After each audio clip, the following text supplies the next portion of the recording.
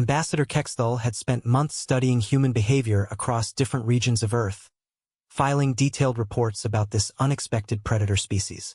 Just when the Galactic Council thought they understood humans, his latest transmission arrived with an urgent priority flag. Council members, Kexthal's voice trembled through the quantum communicator. We have drastically underestimated one particular human subspecies. Explain, commanded Council Elder Tetwasasera. The Americans. They are not merely predators, they have evolved into something far more dangerous. They have weaponized the very concept of hunting itself. Dr. Jake Thompson, a wildlife biologist from Montana, had been chosen as the American representative for the Cultural Exchange Program. What had started as academic curiosity about alien fauna had quickly escalated into something that made the galactic observers profoundly uncomfortable.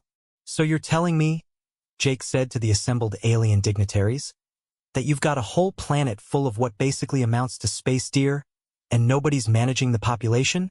Ambassador Kexthal's translation device struggled. Managing the population? Yeah, conservation through controlled harvesting. Basic wildlife management. Jake pulled up Earth data on his tablet. See, Americans figured out centuries ago that if you want to preserve species, you create sustainable hunting programs. Hunters pay for licenses, fund conservation efforts, and maintain ecological balance.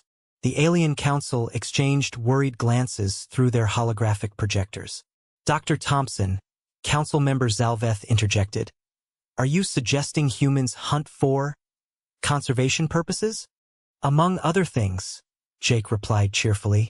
"We hunt for food, sport, population control, and ecosystem management. Some Americans hunt for trophies, some hunt for survival, some hunt just for the challenge. It's basically a cultural cornerstone." Kexthal consulted his notes frantically. "Our observations indicate Americans possess over 300 million privately owned projectile weapons." "That sounds about right," Jake nodded. "Plus bows, crossbows, muzzleloaders, and specialized hunting equipment. Pretty much every American family has someone who hunts." Dr. Thompson, Elder Tetwasasera's voice carried barely concealed alarm. "How many Americans participate in hunting activities?" "Oh, maybe 15 to 20 million active hunters? But that doesn't count the ones who could hunt if needed. Most Americans learn basic marksmanship, tracking, and field dressing techniques through cultural osmosis. It's like inherited predator knowledge." The council chamber fell silent. Finally, Zalveth spoke.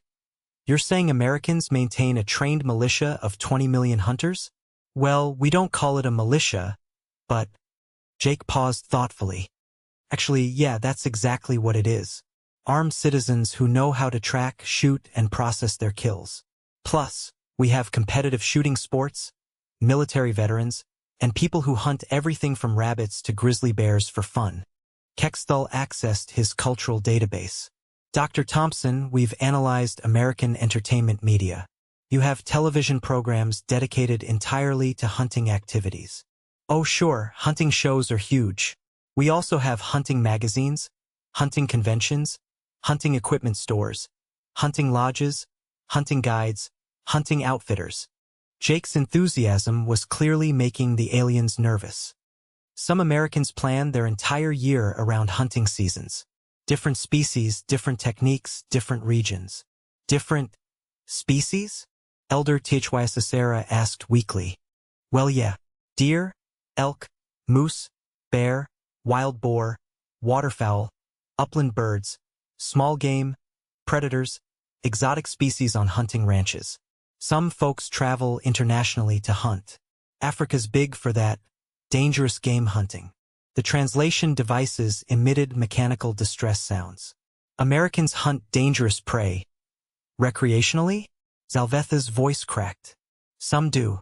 Cape buffalo, lions, elephants require special permits and conservation fees, of course. Then there's Alaska for brown bears, Canada for grizzlies. Really, anywhere there's a challenging hunt, you'll find Americans." Kexthal's report updated in real time. "Council members, Americans have industrialized hunting. They have specialized clothing, vehicles, weapons, optical systems, scent management, calling devices, and GPS tracking specifically for hunting activities. And that's just recreational hunting, Jake added helpfully. We also have professional hunters, wildlife management specialists, and in rural areas, hunting is still a primary food source. Dr. Thompson, elder to Cicera, said carefully, "What happens when Americans encounter new prey species?" Jake's grin became distinctly predatory. "Well, we'd probably want to study their behavior patterns, migration routes, preferred habitats, and vulnerabilities. Then we'd establish ethical harvest limits, develop appropriate hunting techniques, and create specialized equipment for the job." The council's emergency session lasted 14 hours. Their final resolution was unprecedented. Species designation: Americans, subspecies of apex persistence predators. Classification: galactic conservation concern. Status: do not engage. These beings have turned predation into both science and art form. They hunt recreationally, culturally, and systematically. Recommend immediate non-aggression pacts with American territories. Ambassador Kexthal filed his final report. Americans don't just hunt to survive. They hunt because they enjoy it. They're good at it, and they've made it into a sustainable cultural institution. They are predators who have solved the predator's dilemma: how to hunt forever without destroying your prey base. In conclusion, if something exists, Americans will eventually figure out how to hunt it responsibly, ethically, and with the appropriate equipment. Advise extreme caution.